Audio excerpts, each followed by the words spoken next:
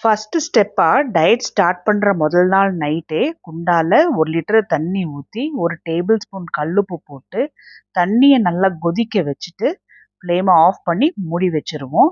150 இருந்து 200 கிராம் கருவேப்பிலையை நல்லா கழுவிட்டு தண்ணியை நல்லா ட்ரை பண்ணுறதுக்கு வச்சிடலாம். இது என்ன செய்யறதுன்னு நான் சொல்கிறேன்.